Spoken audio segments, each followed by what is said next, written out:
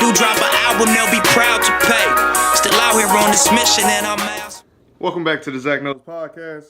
I'm Zach Collins, and we got a lot to get into today. Today is jam-packed with the major bowl games we got today, and also I got 2 days of bowl coverage. That's what I'm going to focus on. We'll start it off. PV Men's plays at Winthrop today, finally. Looking forward to that game. I just want to see us get back into the swing of things. I want us to be able to come away with something from preseason that we can build off of going into SWAC play. With it being said, I just want to see where our head is at following Christmas break, because now this is where the season really picks up. So I want to know how far along we've came from the beginning of the season. Do we finally have somebody we can lean on outside of the one player that's been scoring? I think his name's Gary. But outside of that, do we have somebody we can lean on? Have we found a five that we can depend on to trust to play in late game situations, to close out games, to be able to play the majority of these games? Have we found that five that nucleus that we feel like we can build off of? So those are my couple, I want to say, what I'm looking forward to the most with this game. I won't be able to watch it, obviously, but I'll be keeping up with the alerts. Next, we're just going to get right into the bowl game. First game from Thursday, Duke versus Temple. Duke with their NFL-bound quarterback. They were talking about how he's a redshirt junior. He started for 3 years after he redshirted. And I hadn't seen him play, just specifically just watching him until watching that game on Thursday. And I love just what he brought to the team. First of all, he's a big 6'4", 6'5" quarterback. So that's somebody that you could just sit back there in the pocket as long as you give him somewhere to throw. He'll definitely find his way. He had 5 touchdowns, 423 yards, and he was running. The thing about him was for him to be as athletic as he is, they claim he runs a 4.5. It'll probably be like 4.6, 4.7. But for him to be as athletic as he is, his steps in the pocket kind of felt robotic to me. He felt kind of stiff whenever he would step up or move around in the pocket. That's my only critique of him, really. But like I said, his athleticism, the throws he made, he had a couple of throws where he missed, but ultimately he was doing. I could see why he's a promising prospect for this upcoming draft with a class that's considered not to be as good, especially with Justin Herbert going back to Oregon, but he was thought of to be as a top quarterback coming out this year, and he's going back to Oregon for his senior year. I feel like there's a good chance he might go in first round, early second round. So that's something we'll look out forward to. Next, we have to talk about Miami letting me down versus Wisconsin. Wisconsin did everything we thought they would do. They would run the ball. I think 4 running backs had a touchdown. All-world Jonathan Taylor, he eclipsed 2,000 yards again. He had 207 on 25 carries and a tug. It just seems like Wisconsin has their number. I remember them playing each other last year, and I thought Miami was going to win that game as well. But once again, the quarterback play has been an issue. It's a reason why Malik Rozier, right? That's his name. Anyways, the quarterback for Miami, it's the reason why he got benched. It's the reason why it's been a competition. He had 3 picks. It was just, you could feel the moment being too much for him, and he felt overwhelmed at times. And Wisconsin just played their type of ball, physical, running hard-nosed, using that probably NFL caliber line where at least 2 of them are going to go to the league. And that's just what we've become accustomed to. That just shows you 2 things. It shows you what Wisconsin could have been this year, but they're probably one of the biggest busts, and I'm not happy about that, just because I feel like this just shows the potential of what they could have been, but they didn't live up to that. And I also don't really like talking about potential, but it's like when you get in those situations where you see the way teams can play if they're all on one accord, it makes you kind of upset. But Miami just didn't want to play in that game. It was in New York. I figured the cold might get to them, but I just thought that they would want to redeem themselves from last year, and they ultimately didn't. Mark Richt lose another bowl game. Part of the reason why he's out of Georgia, but that's neither here nor there. Moving forward, we got the best game of the night. Baylor and Wake Forest. Oh, I was on the edge of my seat because I knew. Obviously, we know the stigma around Big 12 is their defense, and it seemed like every time Keyshawn Vaughn would get the ball, something bad was happening for the Baylor defense. He had at one point in the game, he had 4 carries, 140 yards, and 2 touchdowns. It seemed he's a home run and hitting type of back. He brought a spark to the Vanderbilt offense that I felt it needed.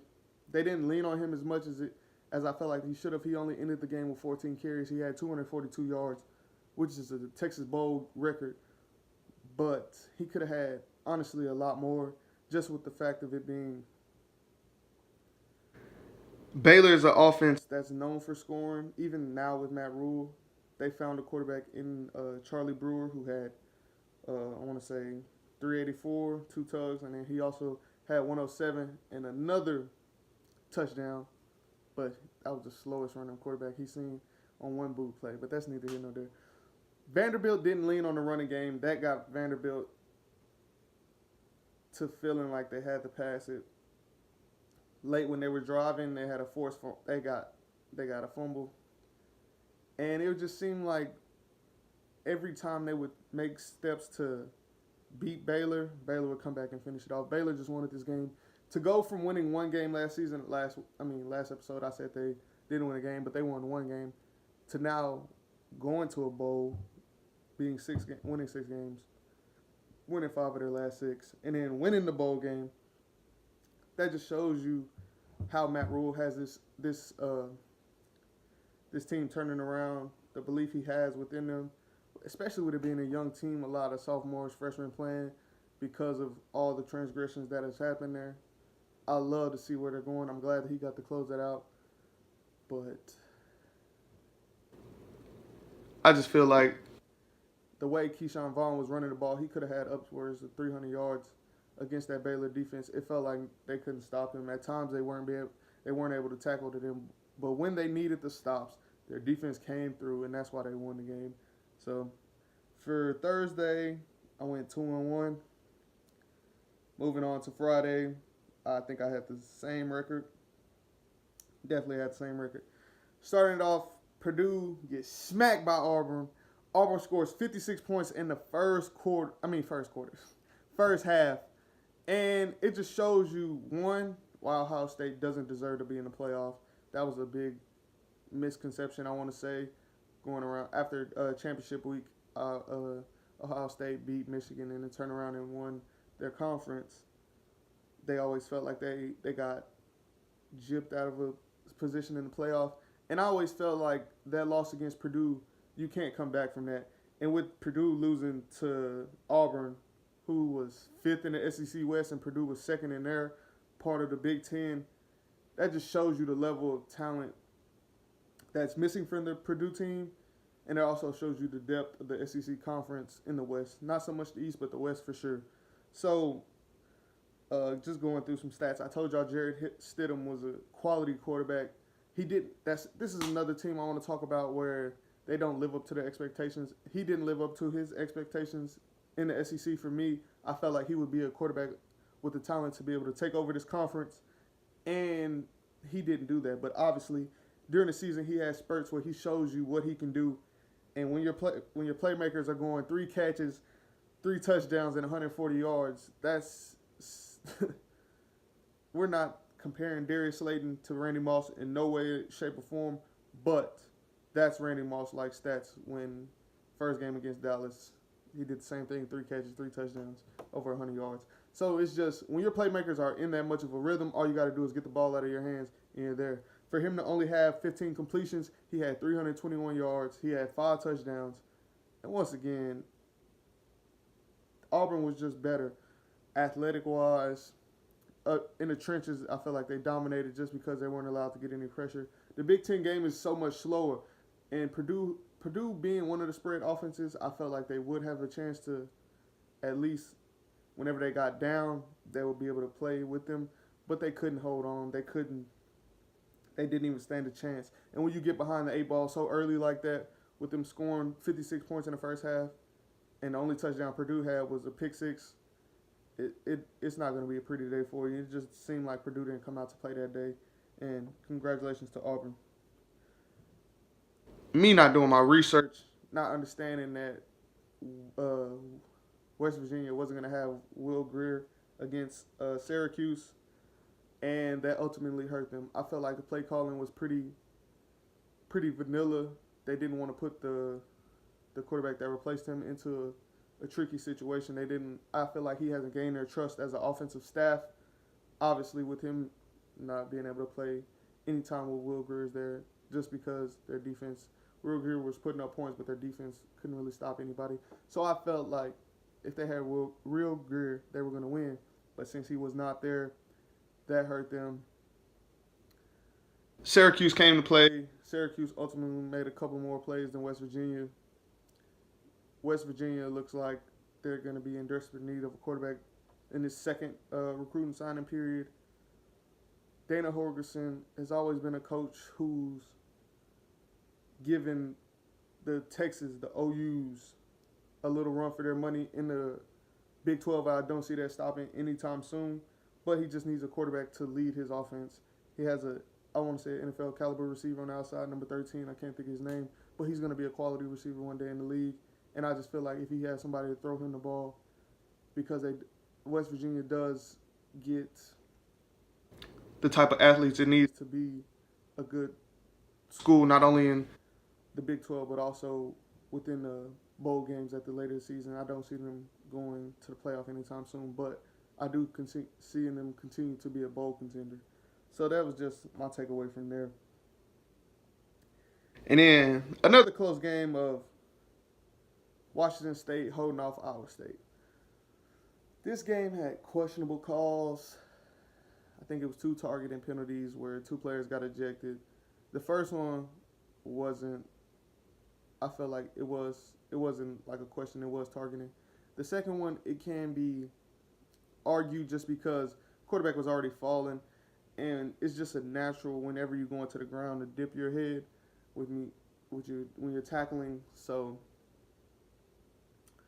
that was an iffy call just because the quarterback was falling. But this was probably another good game with the Mike Leach led offense. You can understand why, what is his name, Minshew had the season he had while he was a Heisman contender. With him being a walk-on, they go through his whole story where he went to several places, and he got, like me, got to that point in his career where he just felt like he wanted to go into the coaching phase of it all. He committed to Alabama thinking he was going to be a backup quarterback, not play any time, and just get ready to go into his GA role. But as everything works out, he ended up going to Washington State, and it was probably the best decision of his life. He had an amazing senior season. He led his team to a bowl victory, and I feel like that gives credence to who Mike Leach is as a coach, who Minshew is as a quarterback, and the way that they're starting to bring some validity to the Washington State football program. Because for a long time, they've always been the little brother to Washington. And even then, now they have their issues sometimes just because they are so heavy pass-based. Even late in the game when they're throwing the ball, trying to get first downs. But once again, whenever you have the evil genius that they call him, Mike Leach, with him being unpredictable, with him letting you know, like, he's going to do it his way no matter what the analysts thought they were going to go for it on 4th down at one point, just because you never know with him, and he is such a gambler, and he takes a lot of risk. So for that, I look forward to where Washington State goes on now. And this is also, I would say, this bowl win was for the kid that took his life in the summer. I think his name was Hanky. Just all of that going into this season, you can see why their season just happened to be so great, why they were ranked at certain points of the season. They were still ranked, I think they were 13. And then looking over to the Iowa State side, They have a middle linebacker that's that kid is going to be a problem within the Big 12. He was only a true freshman. I think he had 127 tackles. You could just see him covering sideline to sideline. And safety in the back end was playing good. Number 12. They have a true freshman quarterback that won 6 out of the last 8 games that he played. You could see Iowa State slowly getting it together behind that young coach who's in his 30s. And that's going to be a team to look out for. They're always a thorn in the side of Oklahoma just because they always bring matchup problems, like Akeem Butler, who's probably going to the NFL this year. That's a kid who was just making grown man plays. And I feel that's the part that lost Iowa State this game, was getting away from Akeem Butler. We're going to get 32 as carries. 32 had a game. You got to trust the relationship between your freshman quarterback and your star receiver. Because at certain points of the game, I felt like when they were in the red zone, they didn't throw it to Akeem enough.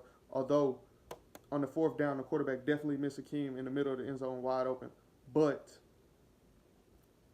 Butler just being this big, tall,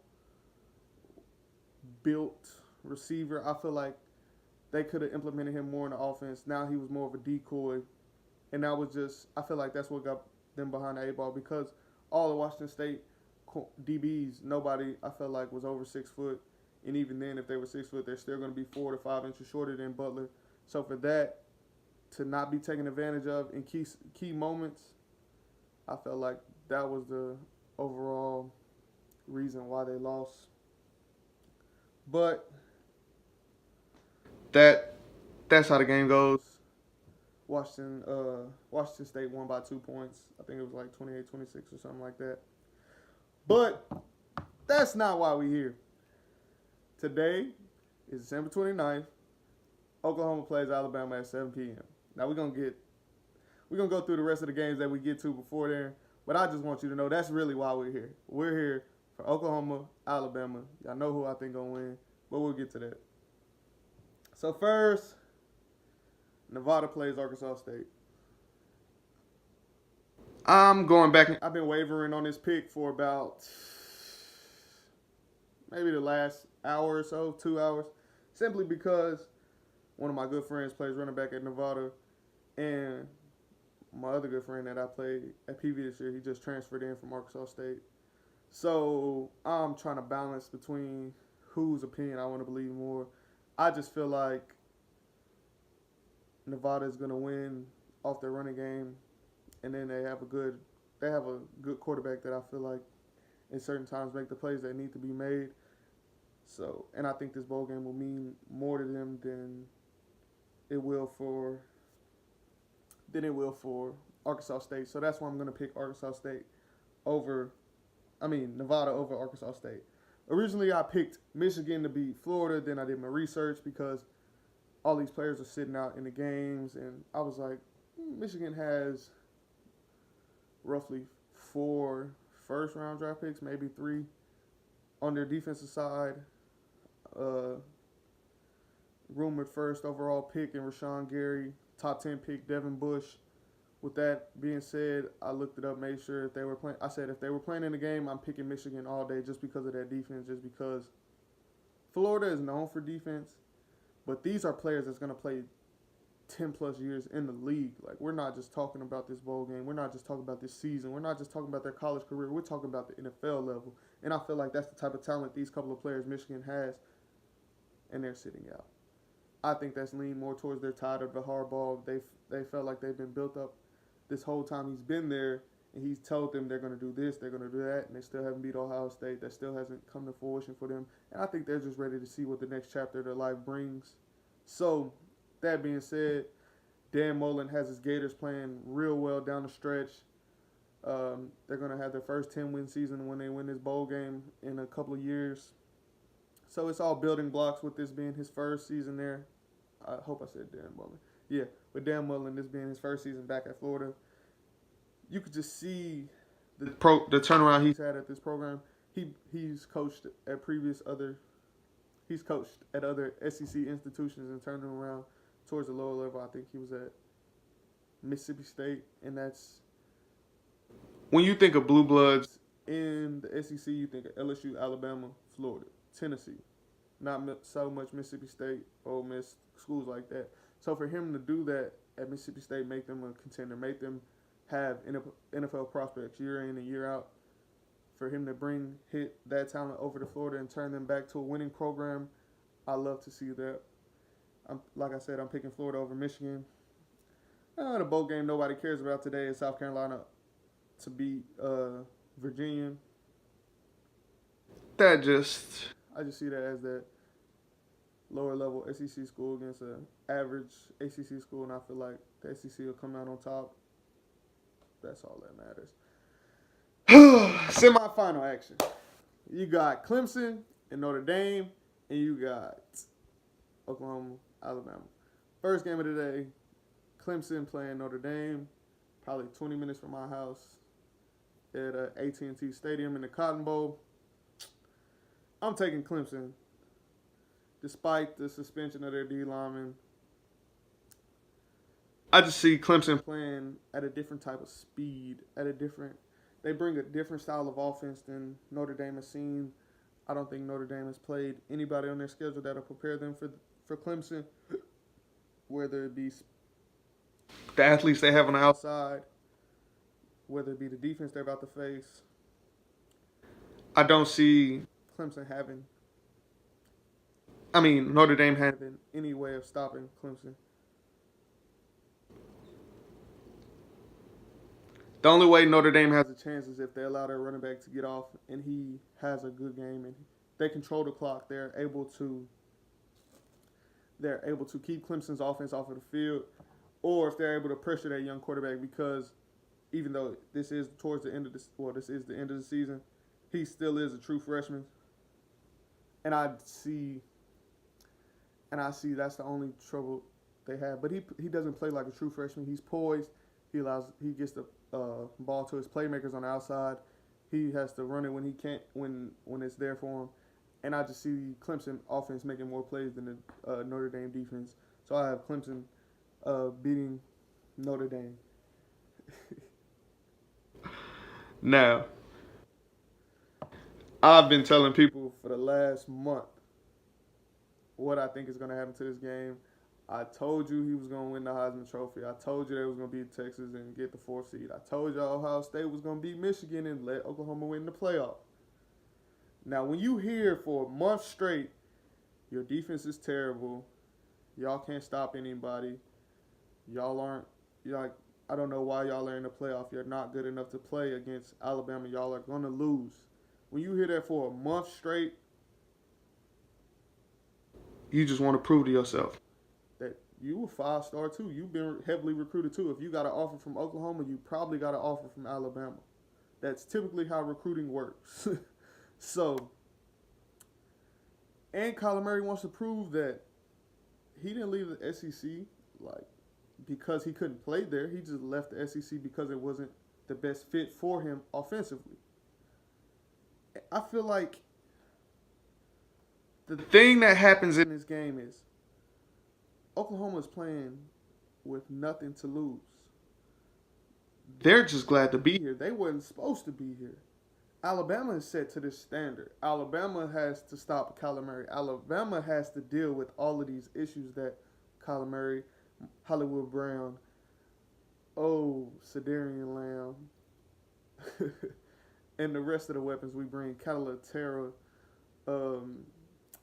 Kennedy Brooks, 5 NFL offensive linemen that are going to the league, whether it be this redshirt freshman who's an All-American, whether it be the left tackle that replaced Zeus Brown, the right tackle who's going to pancake you any chance he gets, and he's going to rub it in. This is going to be the best offense Alabama has faced. They're going to play at a tempo Alabama has not seen.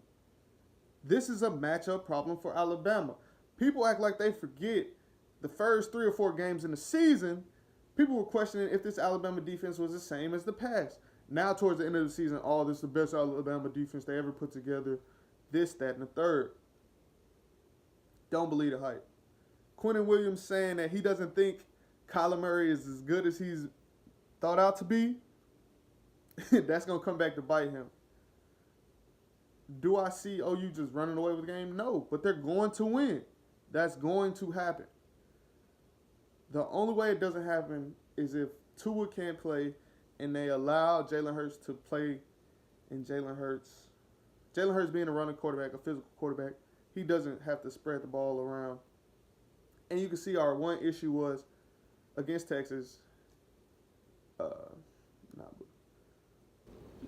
I can't think of his name right now, but Texas quarterback, when Texas was doing great against us, they were running quarterback power. And I feel like Jalen Hurts could be able to do the same thing. That's how you won a state championship in Texas. But I don't see that happening. I see Tua playing, obviously. They're going to allow Tua to play. Tua is going to get in this battle where he feels like, I should have won the Heisman. I'm going to show you why I can throw it everywhere. And he has 3 NFL receivers. Yes, I agree that he probably has 5 NFL players on his defense. But this comes down to one game. Who's the best on December 29th at 7 p.m.? And I'm taking the best player in college football over the best program. Give me Kyler Murray on the biggest stage, and I'm going to show you why I won the Heisman, why I brought my team here, why I left Texas A&M to come to Oklahoma. There's only one. Like, if I could play right now, I promise you, I've been jitter. I woke up at 7:30 this morning. I went to sleep at like 2. I've been waiting for this all day. Like, there's nothing more I want to think about than sitting at this game at 7 o'clock. They asked me, do I want to go? No. I want to watch the game. Don't talk to me from 7 to 10:30. And if at 10:35, I want my money. That's how this going to go. Like, Oklahoma's going to win. And if they don't win, I'm going to stand here in front of you and tell you I was wrong. But that's not going to happen. And if it does, oh well. But I'm picking OU to win. Obviously, you see I'm ready for this game. And it's just something in me that I just felt like this. I keep telling you what's going to happen. I done told you he done got this far. And I'm telling you it's going to keep happening. But now, let me calm back down. Now we get to the NFL games on Sunday. Everything that's happening. We got a couple playoff implications. I'm going to read to you the most important, the least important. Main thing that's happening this weekend, Colts play Titans at 7 o'clock Sunday night. That's a winner. That's a win or go home game. I didn't even think about who I was picking because I've been focused on the Alabama-OU game. Looking into that game, Marcus Mariota been hurt all week. Colts kind of laid an egg against the Giants. But I feel like towards the end of the game, they closed Saquon down when they needed to. I feel like the Colts are really rolling right now. That's a scary team to play, so I'm going to take the Colts in a close one. Next, we have the Bears versus the Vikings. Vikings trying to clinch a wild card spot. Bears trying to clinch the second. Bears trying to clinch the second spot in the NFC. I'm taking the Bears. Strictly off of Mitchell Trubisky, Tyreek Cohen, Anthony Miller. All of those players, I don't see them trying. That's just the offense. We know their defense is stacked with Khalil Mack, kid from Georgia, Roquan Smith. I'm talking about the DN, not Roquan Smith, but they're good at Prince Mukamura, Eddie Jackson, who's playing out of his mind this year. I don't see them losing to the Vikings, which hurts my heart because I am a Stephon Diggs fan, but that's how it goes sometimes. Now, keep moving on. Patriots clinch a first-round bye if they have 2 losses, but I don't see the Chiefs losing to the Raiders, and I don't see the Chargers losing to the Broncos. So that's neither here nor there. Patriots beating the Jets. Raiders at Chiefs. Patrick Mahomes going to break the touchdown record. I think he only needs 2, so we'll be looking forward to that. Obviously, that's going to happen against this team. They're going to clinch They're going to clinch home field advantage throughout the playoffs. They're playing at home. They love playing at Arrowhead. They bring a different type of mentality. And going through Kansas City, having the playoffs go through Kansas City, that's going to be a problem for anybody that has to go through that stadium with the altitude, with the fans. It's just a different type of animal. So I would love to see the AFC not having to go through Foxborough, having to go through Kansas City. Moving on. 49ers are going to play hard against the Rams so that they don't clinch a first-round bye. But I ultimately think that the Rams are going to finish it off. I think Todd Gurley's sitting out, but I feel like they still have enough firepower to win that game. Moving forward, you got Bengals at Steelers. The Steelers are going to beat the Bengals. They have to win. They need us to beat the Ravens, which is going to happen. Us being the Browns. Browns going to beat the Ravens. Steelers going to get into the playoffs at the 4th seed. Moving on, Eagles have to beat Washington. I see the Eagles beating Washington. And I also seen the Vikings losing to the Bears. So that means the Eagles will get into the playoffs. And then the last game of the day is the Ravens against the Browns. I'm going to take the Browns, obviously. But yeah, I picked the Browns to beat the Ravens. And I know y'all looking for like NBA talk. Luka and Dennis Smith Jr. got into it last night over the game. They played the Pelicans back to back. That's a little. It is. LeBron wants the attention. He walks into the arena with the wine. I don't know who's worse with the attention seeking, him or Kevin Durant. Kevin Durant saying we don't like him because he's good at basketball. No, we don't like you because you want attention, because you cry, because you make burner accounts because fans are yelling at you. We don't like you because you left the team that you were up 3-1 and lost to. That's why we don't like you. We love when you're on the court. We love that. We love your shoes from 4. But we don't like this new Kevin Durant. Like, I don't need him. Give me 2012 Kevin Durant. Give me Russell Kevin Durant. Not this one. I don't like this new Kevin Durant. He feels like he's entitled to too much. And his ways I don't like them. But that's all for today. I will firmly be back. I probably won't last till Wednesday. Because when we win tonight, I'm probably going to record another video just to post it. But that's all.